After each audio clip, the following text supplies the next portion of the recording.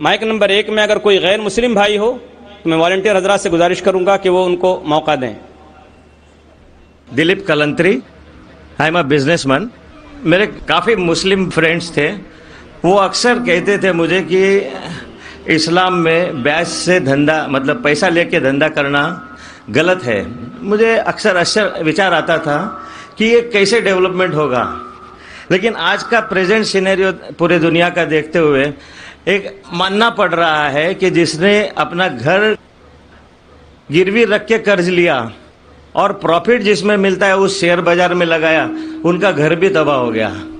یہ جو سائنس آج آپ نے بتایا کہ اسلام ایک سائنس ہے، جیسے سائنس کے اوپر بھی کام کرتا ہے، تو یہ جو بات انہوں نے آج کے 1400 سال پہلے اگر کہی ہوگی کہ بیاج لینا غلط ہے، حرام ہے، اس کے پیچھے اس کی کیا فلسفی تھی، یہ میں جاننا چاہوں گا سر۔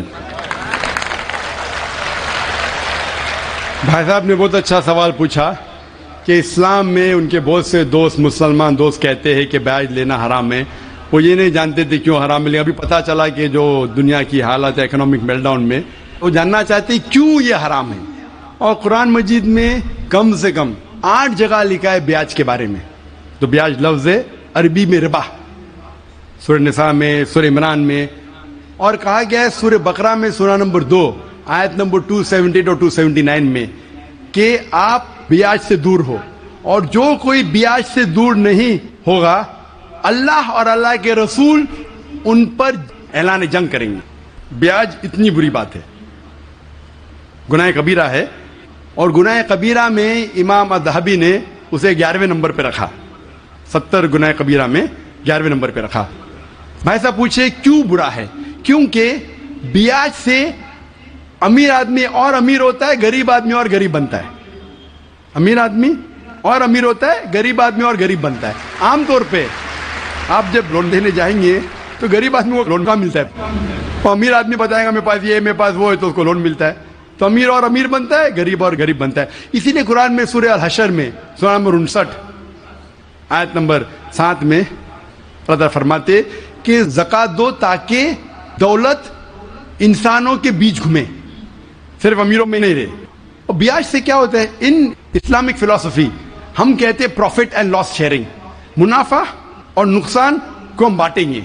منافع اور نقصان بانٹنے سے پوری اکنامی ترقی کرتی ہے۔ اور بیعت سے آپ بینک میں بیعت لیتے ہیں، منافع یا نقصان 8%، 10%، 12% آپ کو دینا ہی دینا، نقصان یا منافع۔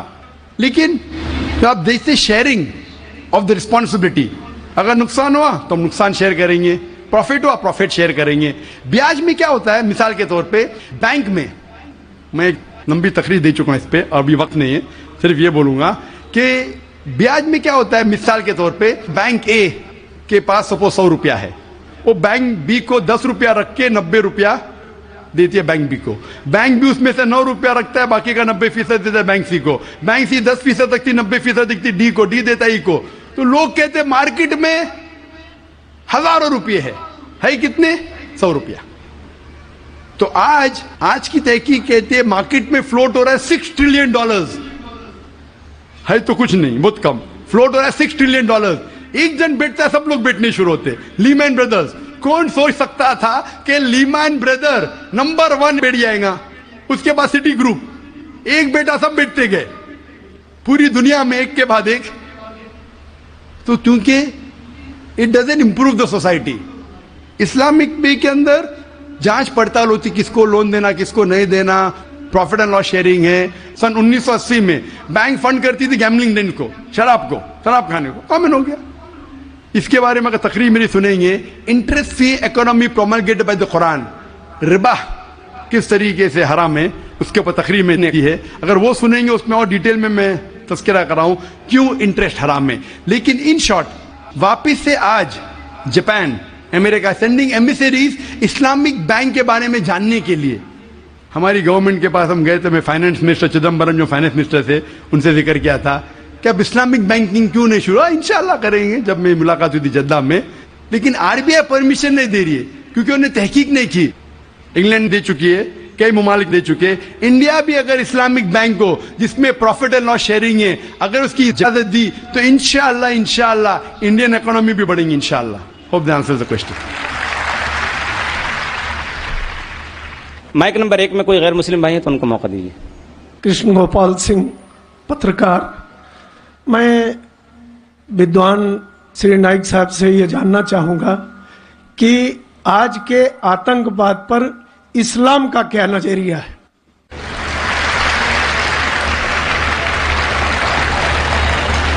भाई साहब ने सवाल किया है कि आज के आतंकवाद पर इस्लाम का क्या नजरिया है, और मैंने एक तकरीर की है अंग्रेजी में भी, इज टेररिज्म मुस्लिम मोनोपोली, और पूना में भी उर्दू में, हिंदी में।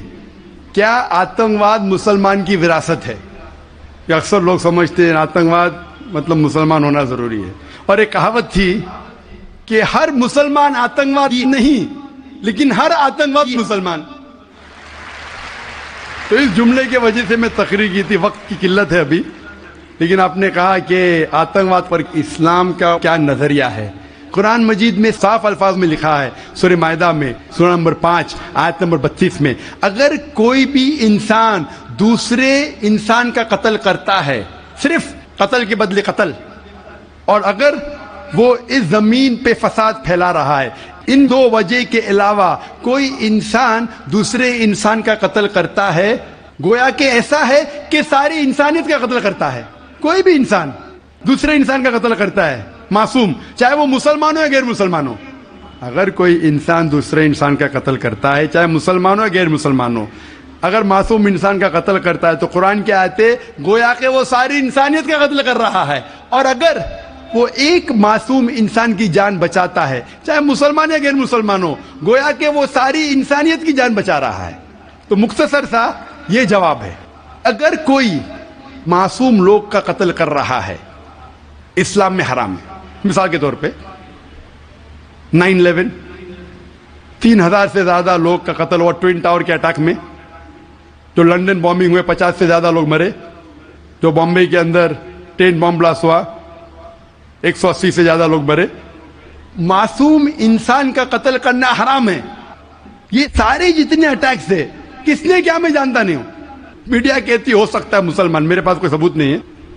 जिसने भी किया उसने गलत किया, चाहे वो मुसलमान ने किया गैर मुसलमान ने किया, लेकिन अब तक ये सारे अटैक्स का कोई सबूत नहीं है कोई भी गवर्नमेंट के पास, ना यूएसए के पास, ना यूके के पास, ना इंडिया के पास। प्राइम सस्पेक्ट कहते हैं, लेकिन जिसने भी ये कत्ल किया, चाहे मुस्लिम है गैर मुस्लिम है, वो हराम है। लेकिन साथ साथ मुझे ये भी कहना है कि हजारों लोग जब अफगानिस्तान में उनका कत्ल हुआ बॉम्ब के जरिए, प्लेन के जरिए बॉम्ब गिराए गए, वो बॉम्ब जाके नीचे और बॉम्ब बनते हैं। इराक में लाखों लोग का कत्ल हुआ, अफगानिस्तान में, इराक में, ये बड़े दहशतगर्द और हजारों लोग का कत्ल किया जो गुजरात में हुआ। जब हम कहते हैं कि 9/11 को आप गलत कहो, ट्रेन बॉम्बिंग इन लंदन गलत कहो, जो बॉम्बिंग बॉम्बे में हुई वो गलत है, उसके साथ साथ ये भी कहो कि अफगानिस्तान में लाखों लोग का कत्ल हुआ वो भी गलत है, इराक में जो लाखों लोग का कत्ल हुआ वो भी गलत है, जो मासूम लोग का कत्ल हो रहा है पैलेस्टाइन में वो भी गलत है। हमें डबल स्टैंडर्ड नहीं करना चाहिए। पैलेस्टाइन में हो रहा है, मासूम लोग का कत्ल हो रहा है, बच्चे लोग का कत्ल किया जा रहा है, वो यूएनओ नहीं बोलती है दहशतगर्द, क्यों? Double standard. तो जो भी मासूम इंसान का कत्ल कर रहा है, चाहे वो मुसलमान हो या गैर मुसलमान हो, वो दोषी है और हराम है। इस्लाम इसकी सख्त मुखालिफत करता है।